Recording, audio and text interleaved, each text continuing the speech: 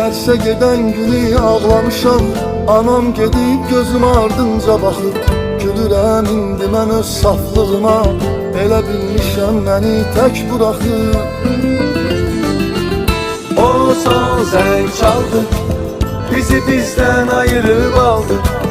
Beləcə xatirələr qaldı boş sinif otaqlarında. Uşaqlıq bitdi, o gözəl günlərimiz getdi.